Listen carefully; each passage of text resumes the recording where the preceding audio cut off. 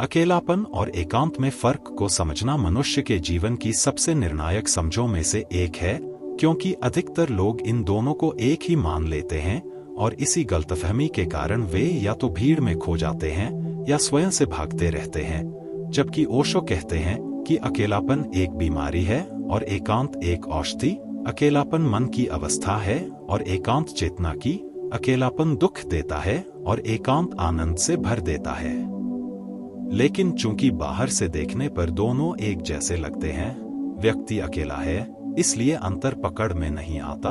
ओशो के अनुसार अकेलापन तब पैदा होता है जब व्यक्ति स्वयं से कट जाता है और दूसरों पर निर्भर हो जाता है, जब उसका केंद्र बाहर होता है, जब उसे स्वयं का साथ भारी लगता है और इसलिए जब भी कोई उसके साथ नहीं होता वह खालीपन, भय और उदासी से भर जाता है। अकेलापन इस बात का संकेत है कि व्यक्ति ने स्वयं से मित्रता नहीं की, वह अपने ही भीतर एक अजनबी है और इसी कारण उसे किसी और की उपस्थिति की जरूरत पड़ती है ताकि वह अपने भीतर के शोर, डर और असहजता से बच सके। अकेलापन मूलतः नकारात्मक है, उसमें शिकायत है, उसमें प्रश्न है, कोई मेरे साथ क्यों नहीं है, कोई मुझे समझता क्यों नहीं, मैं ही क्यों अकेला हूं। और यह प्रश्न व्यक्ति को और भीतर गिराता जाता है, क्योंकि वह अपने दुख का कारण बाहर खोजता है, जबकि वास्तविक कारण भीतर होता है। इसके ठीक विपरीत एकांत एक सकारात्मक अवस्था है। एकांत तब घटता है जब व्यक्ति स्वयं के साथ सहज हो जाता है, जब उसे अपने साथ रहना अच्छा लगने लगता है, जब उसे किसी और की आवश्यकता नहीं रहती अपने अस्तित्व को महसूस करने के लिए। ओशो कहते हैं कि एकांत में व्यक्ति अकेला नहीं होता, वह पूर्ण होता है। उसके भीतर एक शांति होती है, एक स्थिरता होती है और इसीलिए एकांत में बैठा व्यक्ति उदास नहीं होता, बल्कि प्रसन्न होता है, शांत होता है, जीवंत होता है। अकेलापन संबंधों की कमी से नहीं, संबंधों पर निर्भरता से पैदा होता है और एकांत संबंधों के अभाव से नहीं, संबंधों की परिपक्वता से जन्म लेता है, क्योंकि जो व्यक्ति एकांत में खुश है वही संबंधों में भी स्वतंत्र हो सकता है और जो अकेलेपन से पीड़ित है वह संबंधों में भी बोझ बन जाता है। ओशो कहते हैं कि आधुनिक समाज अकेलेपन को बढ़ावा देता है, क्योंकि वह व्यक्ति को बाहर की ओर दौड़ना सिखाता है, सफलता, तुलना, प्रतिस्पर्धा, प्रदर्शन।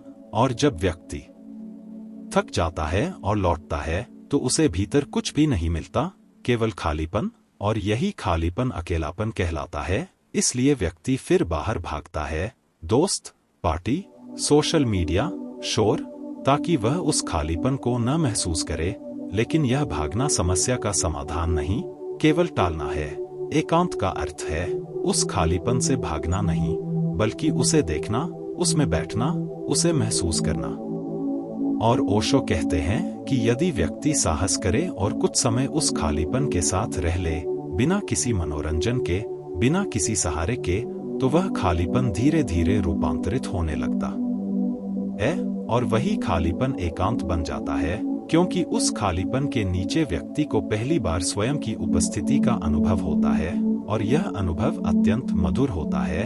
अकेलापन हमेशा अतीत या भविष्य में जीता है, कभी किसी के चले जाने का दुख, कभी किसी के आने की उम्मीद, और एकांत वर्तमान में जीता है, जहां कुछ भी चाहिए नहीं, सब कुछ जैसा है वैसा ही पर्याप्त है।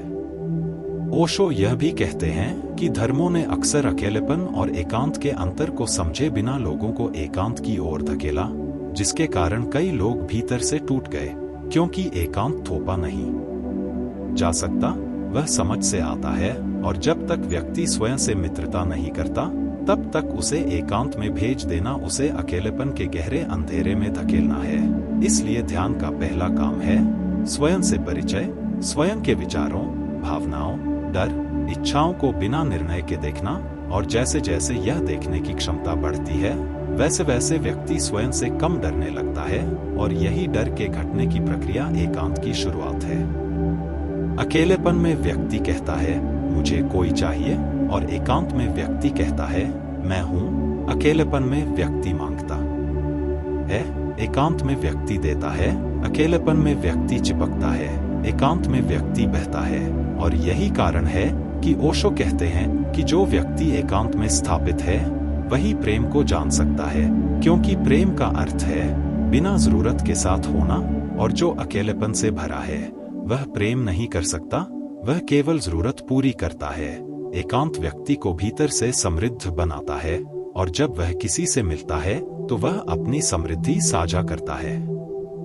वह दूसरे को पूरा नहीं करता बल्कि उसके साथ पूर्णता में जुड़ता है, जबकि अकेलापन व्यक्ति को भीतर से दरिद्र बनाता है और वह दूसरे से कुछ खींचने की कोशिश करता है।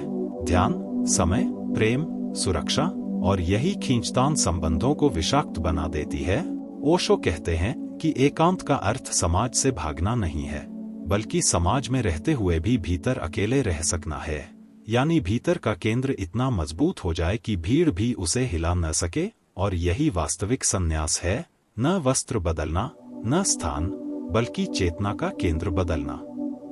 जब व्यक्ति एकांत में जीना सीखता है तो उसके जीवन में एक नया आयाम जुड़ता है, रचनात्मकता, क्योंकि रचना शोर में नहीं, एकांत में जन्म लेती है, मौन में। और इसी कारण सभी महान कलाकार, कवि, संगीतकार, मनीषी किसी न किसी रूप में एकांत के प्रेमी रहे हैं। अकेलापन व्यक्ति को सिकोड़ता है, एकांत व्यक्ति को फैलाता है। अकेलापन व्यक्ति को आत्महत्या में डुबो देता है, एकांत व्यक्ति को करुणा से भर देता है, क्योंकि जो स्वयं से मिला है वही दूसरों को भी देख सकता है। अंततः ओशो कहते हैं कि अकेलापन हटाना नहीं है, उसे समझना है, क्योंकि समझते ही वह एकांत में रूपांतरित हो जाता है। जैसे अंधेरा प्रकाश से लड़कर नहीं, प्रकाश के आने से समाप्त होता है, वैसे ही अकेलापन किसी उपाय से नहीं बल्कि जागरूकता से गिरता है। और जब यह गिर जाता है तब व्यक्ति पाता है कि वह कभी अकेला था ही नहीं, वह केवल स्वयं से अनजान था। और जैसे ही यह जान पहचान हो जाती है, जीवन में पहली बार एक गहरी मित्रता जन्म लेती है स्वयं के साथ, और उसी मित्रता का नाम एकांत है। और ओशो के अनुसार यही एकांत मनुष्य की सबसे बड़ी संपदा है, क्योंकि इसी में शांति है, इसी में प्रेम है, और इसी में सत्य का द्वार खुलता है।